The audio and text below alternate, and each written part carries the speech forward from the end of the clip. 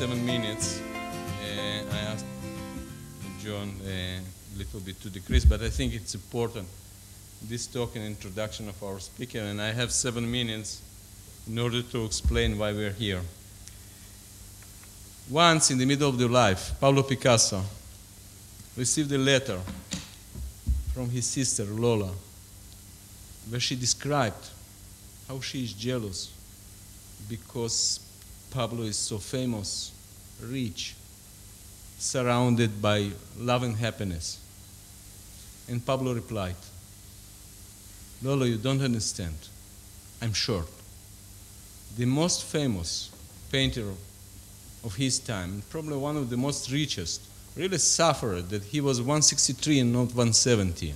I promise you, the day after tomorrow, every one of you can do 7 centimeter lengthening. It's easy with internal lengthening. This is caricature from 5021. But it's pretty represent the reality. I don't know what was the outcome of this surgery. Instead of this osteotome was warped. But 400 years later, this gentleman with MD diploma did acute lengthening. And Alessandro Godvilla, in the beginning of 19th century, inserted Steinman pin through the calcaneus, applied 75 kilogram of traction, okay, what he called continuous extension. It was acute, not gradual lengthening. Part of the body was incorporated into the cast, and Godvilla did up to 8 centimeter acute lengthening. The complications were uncontrollable and persist convulsions, what he called status epilepticus. Some of the patients died, young, healthy men. Nevertheless, Elizarov said that all subsequent publications, nothing more than modification of Godvilla technique. 2 Soviet surgeons, enemies of Elizarov, Volkov and Aganisyan, so hated Elizarov that they found in American literature the description of first circular frame from Bittner, and this was at the end of the Second War, Wittmoser from Austria. He created a real circular external fixation, one by one Elizarov, and his mentor, Lawrence Burler, wrote him, your device looks very pretty, but don't publish it.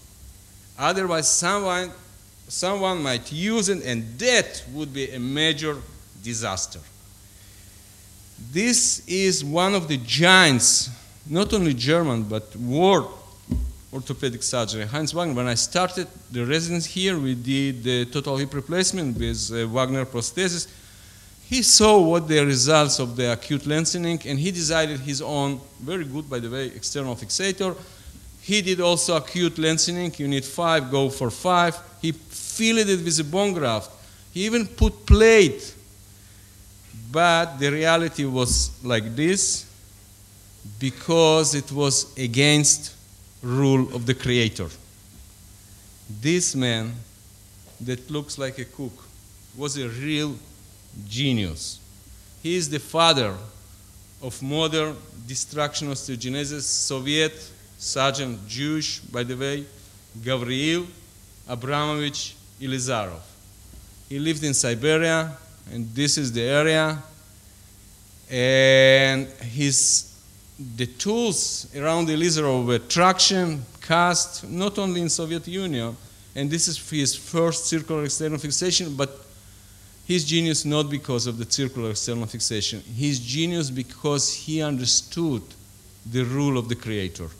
He understood that we should do gradual lengthening, first empirically, then based on the experiments. He came to the rules of 1 millimeter a day. He described the latency period that nobody did before him, destruction, consolidation, and remodeling, exactly like here.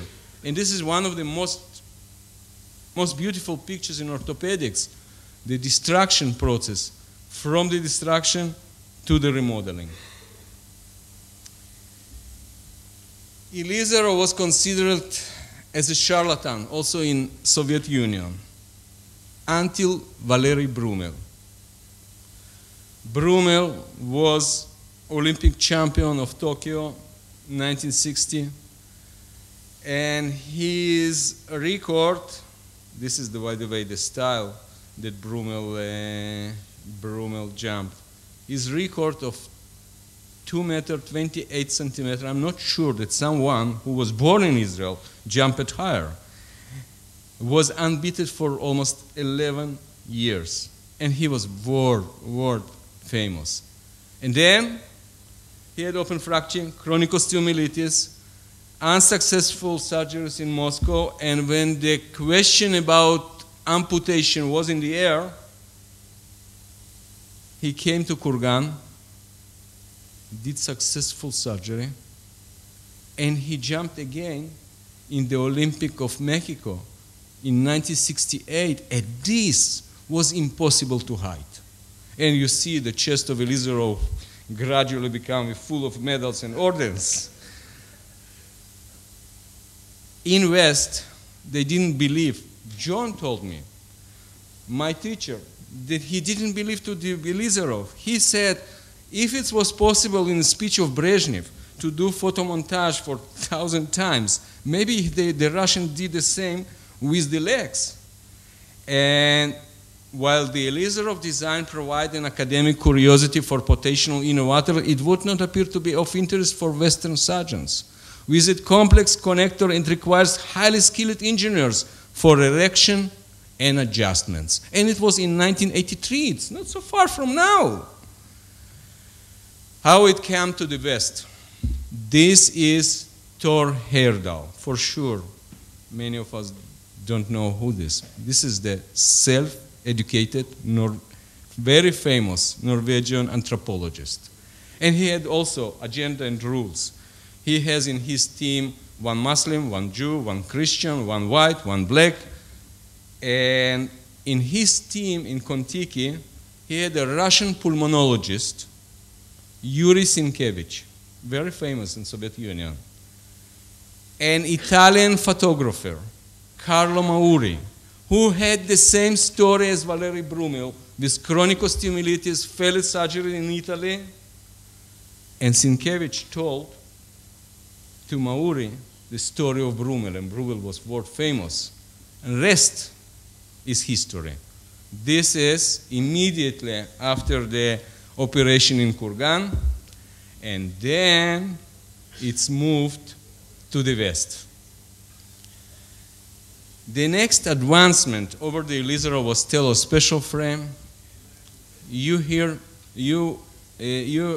have here the world expert in telespecial frame, and this is, we have no time for the history of telespecial. It's fascinating, but it's based on the projective geometry and Stewart platform. It's really computerized external fixation. The main advantage, in my opinion, that someone like a beginner, like I had no previous Elizarov experience, this was my fourth frame. And you see the 8 centimeter shortening, and you see the skin condition. This was my fourth frame, and this was double level osteotomy, and this was actual outcome. What about internal lengthening? You know what? Despite the delay, the first internal lens was also created in Soviet Union. The Russians are the best. In Simferopol, Alexander Bliskunov, 1983. This frame was also only in Soviet Union for the short time. Unfortunately, Bliskunov died very short after this. This is Ayzik. When I was in Baltimore in 2002, they did hundreds of Ayzik nails. The problem of this nail that it's it's a runaway nail. Sometimes it's working, sometimes not. Sometimes it's doing 1 millimeter, sometimes 1 centimeter per day. Many problems. This is pretty successful feed bone nail.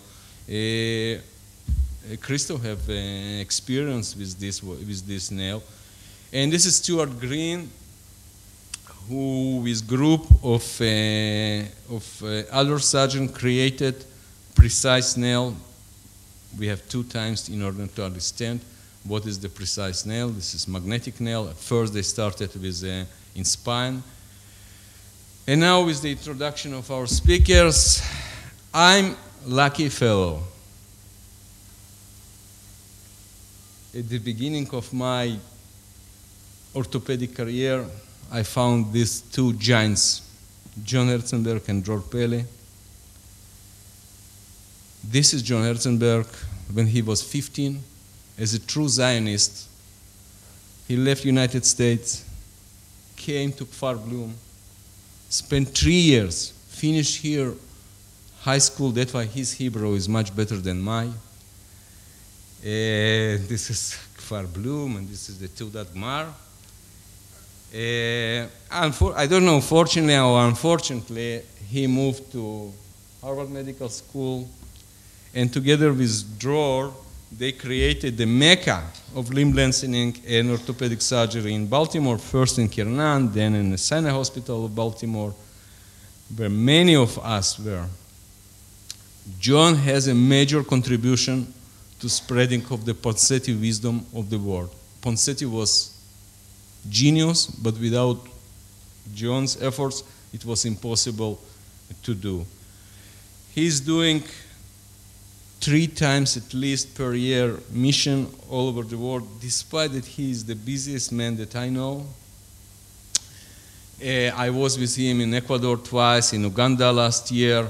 He just came from Christoph 2 weeks before from Uganda, and they operated many very difficult patients. He had pneumonia, received antibiotic treatment IV. Despite all, he came to be with us. Thank you, John.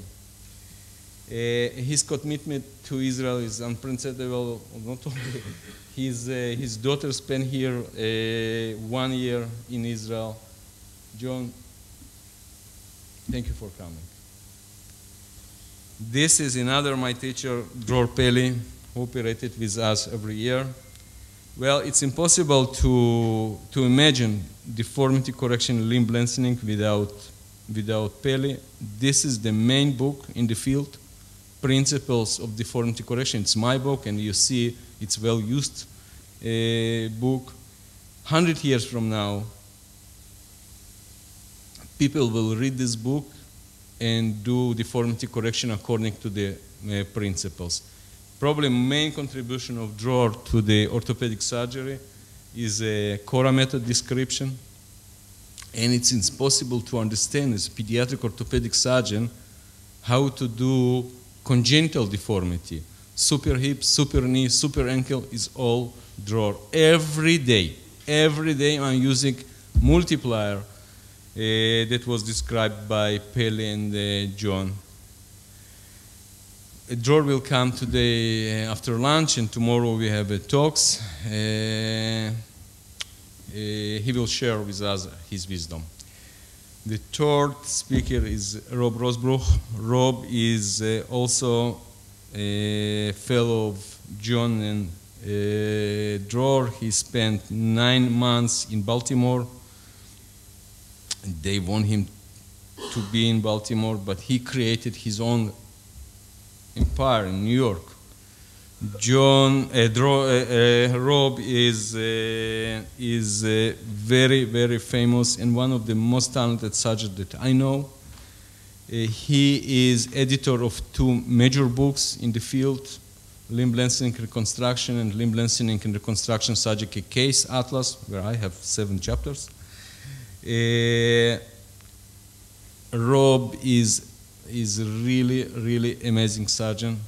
And today he will do retrograde lengthening. Thank you for coming, Rob. And the last one is Christoph Radler. Christoph from Austria, from Wien. He's my friend. He became professor when he was already a child. He sent me this presentation. He's working in the major Wien hospital with 45 orthopedic surgeons. 11,000 visits at the pediatric outpatient clinic, Professor Biar. They have 45 orthopedic surgeons, 11,000 visits outpatient. We have 4 orthopedic surgeons. We have 5,500. That's why I put the slide, okay? Christoph came to John's house when he was student. He lived in John's house for 6 weeks. And you know, today he's a major figure in the limb of clubfoot and deformity correction in Europe. And I always thought that he's just, you know, a writer or something like this. But last year I saw him operated in Uganda. And he's really, really, really one of the best surgeons that I saw a lot, that I ever saw. Thank you for coming, Christoph. And the last is our first case of precise. This is a two-year-old when she had a fracture of the femur with gross arrest of proximal femur, distal femur, 11 centimeter projectile line discrepancy. This is an example where we did everything: external fixation, epiphysiodesis to make shortening of the long limb. This is our first precise that John helped me. In November 14, we did 5 centimeters. Then we did shortening of the long femur, and this was the clinical final results. That's why you're here. You will be able to do it also. Thank you very much. Let's start.